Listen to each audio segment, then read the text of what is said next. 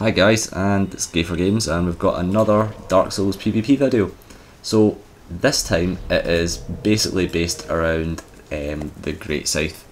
That's essentially what I wanted to do. I just wanted to have a build that, so the Great Scythe was the main weapon, but in addition to that I was like, well, we can't just use the Great Scythe. So we were also talking about ideas at the time with like, what's the most damage we can realistically get a weapon to do, and we were like, oh great. We were like thinking of all the weapon buffs, and we also been like Sunlight Blade, Darkmoon Blade or whatever. So really when it came down to it, Crystal Magic weapon was what we went for. That was generally the best one. Darkmoon Blade, it required too much stat investment, and Sunlight Blade was actually not as good as either of them. So when Crystal Magic weapon's good because you only need the 32 intelligence for that to actually work effectively. In addition to having the Crystal Magic weapon, we put on Power Within, and we cranked out the dexterity up to 45 because the Great Scythe has great dex scaling. So all this combined to you ended up like having some insane damage output with this build. It's obviously really mobile. We've got the light rolling going on, but not only do we have the light rolling, we've also got great poise as well. I'm using the spiked gloves, and they're a really cool piece of tech because poiseless enemies, you can just roll into them and do poise damage, and normally your opponent won't roll if you're rolling at them, so it's nice to catch them off guard that way. And we're also wearing the Hollow Warrior or Soldier, I think it's Warrior, waistcloth.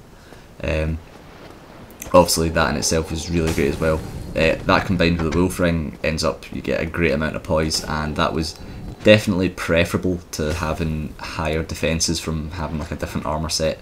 The defence didn't matter because our health was 35 vitality plus Ring of Favour and Protection. So really I feel that that's like the minimum you want to go is 30 vitality with Ring of Favour and Protection if you're doing PvP, like absolute minimum. But what we had, because the build was so aggressive, like if you hit them once and then you follow through, they'll die, as you can see. Otherwise you're just going to lose anyway. So, but I mean the build itself had a really great win to loss ratio, so it was like 2 to 1. So yeah, like I think that's pretty good for Dark Souls PvP, if I'm honest.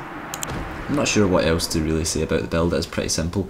I mean, we've got the Grass Crest Shield and Mask of the Child for that extra stamina recovery that allows me to keep on being aggressive. So long as my stamina is recovering more than them, eventually they're going to be able to stop rolling out the way. So really it should just be really commentating on these fights now, just telling you how I've been using the build. So like I said, really aggressively, and you should see that by now. Once I've put my buffs on, it's really just a case of the only attacks I'm using are the running attacks and the two-handed heavy attacks. The other attacks are really quite slow, so it's not entirely worth using, but I just like the running attack is just so fast, and it has great range and everything. I mean, this is why the Great Scythe is the best weapon in the game, obviously. The dead angle is fantastic as well, hence another reason that makes the Great Scythe amazing. In case you don't know what dead angle is, it's where, although the animation might not hit the person that you're fighting, the actual hitbox goes at nearly 360 around your character, so even if you miss them, your swing still hits them essentially, so it's a really hard weapon to dodge. So I mean, in a sense it's kind of cheaty, but you know, like I've said in my previous videos, I can't roll backstab kind of thing, so you know, I guess it kind of makes up for it, whatever. Plus it's not like I'm winning every single game, but then nobody wins every single game in Dark Souls. So yeah, the two-handed heavy attacks for the Great Scythe can be chained together really well as well. As you can see right there, when you do one, if you hit your opponent with it, the amount of damage you're doing is insane, so you're almost guaranteed to break their poise. So if you do that, you follow up with the next swing, great range, great everything, and you're pretty much guaranteed to kill them. I mean, the most damage that I'm doing about like 800, and the most I've done is like 1,500 in a single swing, which is pretty insane. But it's like a consistent amount of damage. Other builds might be using damage where they'll leave themselves quite wide open, or they'll be using really heavy strength weapons to just one hit. But even with that, that's really easy to dodge. This isn't, and there gets to a cut-off point where you're doing so much damage that it doesn't matter. Like, you know, I could do this amount of damage, or I could do 5,000 damage in a hit, but I'm still going to be killing people really easily. Even if I was doing 5,000 damage a hit, like I said, that's so much effort that it's almost a hindrance. This is just fluid and aggressive. I mean, as you can see. Another thing to mention about the Great Scythe is that it does also do bleed damage. So again, people that have low bleed resistance really stand less of a chance. Not even a chance. 0.5 of a chance. So yeah, as you can see, people do seem to be having like a hard time with it. They'd find it easy to dodge, but it's always once they've dodged and I come in with like a follow-up swing, that's kind of when I get them. Or the downside is if you don't get the running attack off properly, you have to do the normal downward thrusty attack, and that's really slow and it'll definitely leave you open. So that can be a bit of a problem.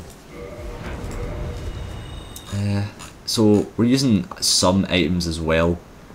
We're using Lloyd's talismans, but really people don't even get a chance to heal. That's kind of what's happened. I mean, as you should see, you either like one-hit kill people, or they won't even realise how much damage you're actually going to be doing to them, which seems to be the case. Like, they'll think, they might block your attack and be like, oh, okay, I should be okay, but they don't expect to get like 1,500 damage taken off them in a single hit. Like, it just doesn't happen. People don't think that's really even a thing. Like, look there's 1,000 damage done, so that's basically all their health, and I'm fairly certain that no one's ever done anywhere near that much damage to me, because I know that I have about 1,200 health and people are doing like fractions of that.